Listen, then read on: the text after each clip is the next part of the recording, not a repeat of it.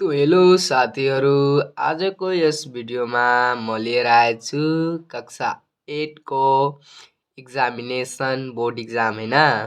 यसमा विद्यार्थीले भर्नुपर्ने विवरणहरू के हुन्, के विद्यार्थीलाई भर्नुपर्ने कार्यहरू हुन्, त्यो म यस भिडियोमा बताउन गइरहेछु। जस्तै हेर, परीक्षार्थीले भर्नुपर्ने विवरण, यसमा के भर्नुपर्ने कुराहरू छ।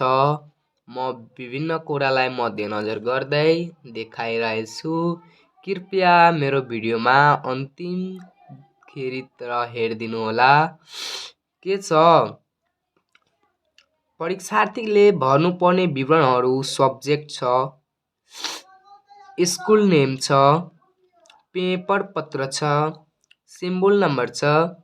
अनि सिम्बल नम्बर के छ, यहाँ सङ्केत अङ्कमा in figure. Symbol number in वर्डमा छ, जो के छ सङ्केताङ्क अक्षरमा। यहाँ डेट छ, यहाँ माध्यम छ, मिडियम यानि कि माध्यम। पेपर पत्र भयो, अनि सब्जेक्ट विषय भयो हैन। यति कुरामा हामीहरूलाई के भन्नुपर्छ भन्ने कुरा हो। सब्जेक्ट त सबैलाई थाहा छ, सब्जेक्टमा के भर्नुपर्ने हुन्छ। सब्जेक्ट जस्तै म यहाँ लेखिरहेको छु, सब्जेक्ट कुन हुन्छ, इङ्ग्लिस सब्जेक्ट भइहाल्यो हैन।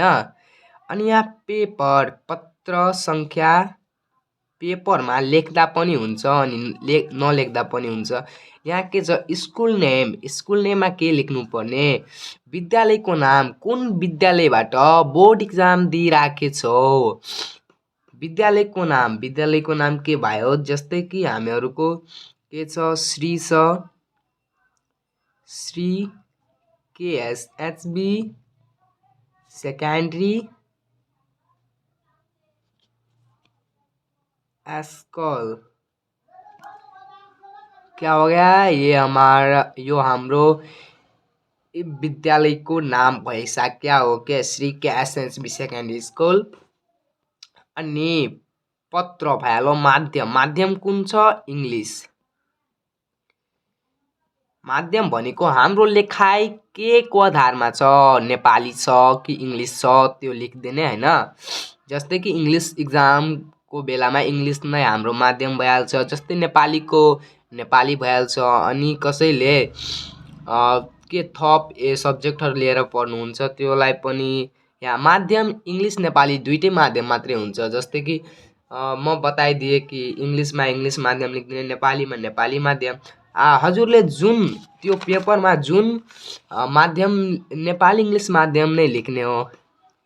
अनि डेट नछोड्ने, डेट लेख्नै पर्ने। अनि माध्यम, सब्जेक्ट, यो के छ, डेटमा डेट हालिदिने। जस्तै म आजको मिति लेखिरहेको छु, 2/82/10/1 हैन, भइहाल्यो। जस्तै यस हैन, कक्षा 8 एक्जामिनेसन बोर्डमा सबैभन्दा महत्त्वपूर्ण कुरा के रहेछ भने सिम्बल नम्बर। यो दुइटै क्या हो, सिम्बल नम्बर रहेछ। दुइटै सिम्बल नम्बरलाई मध्यनजर गर्दै यहाँ के भन्छ, यो विशेष गरी यो दुइटै एकदमै इम्पोर्टेन्ट खाले हुन्। तर हेर, सिम्बल नम्बर यहाँ छ सङ्केताङ्क अङ्कमा, यानि कि सिम्बल नम्बर यानि कि जुन वर्ड छाडेर अनि जुन नम्बरमा हुन्छ नि, त्यो लेख्ने। जस्तै कि 8 1 2 3 4 1 4 आर। यस्तो भइहाल्यो हाम्रो सिम्बल नम्बर भइहाल्यो हैन, कक्षा 8 को। त सिम्बल नम्बर इन वर्डमा के भनिएछ भने, यसलाई वर्डमा कसरी लेख्ने। जस्तै कि म उदाहरण दिइरहेको छु हैन, 1 10 100 10,000, 1 10 100 10,000, लाख 10 लाख, करोड कितना हो गया, कति हुन्छ भने 8 करोड। यहाँ नेपालीको इक्जाममा हैन, नेपालीमा लेख्ने। अनि इङ्ग्लिसको इक्जाममा इङ्ग्लिसको इक्जाम म उदाहरण लिएछु हैन। सिम्बल नम्बर के भन्छ भने EIGST 8 करोड, 8 करोड एन्ड 14 यानी कि 14 यो रङ भइसक्यो, यो केही छैन कि सिम्पल नम्बर इभन्ट्समा भइहाल्यो 8 करोड एन्ड 14 आर छ भने आर लेखिदिने होइन, भइहाल्यो।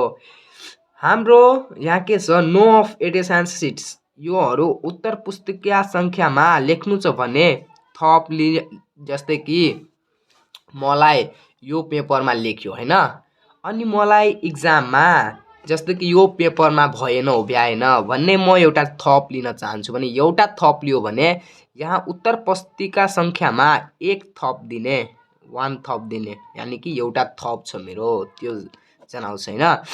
यस्तो गरेर होइन हाम्रो के छ एक्जामिनेसन बोर्ड इक्जाम कक्षा 8 को यस्तो हामीहरूलाई लेख्ने पर्ने हुन्छ, यस्तो लेख्नुपर्छ।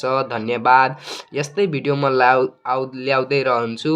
कृपया मेरो च्यानलमा नयाँ हुन् त सब्सक्राइब गरिदिनु होला। मिल्छु अग्लो भिडियोमा। धन्यवाद।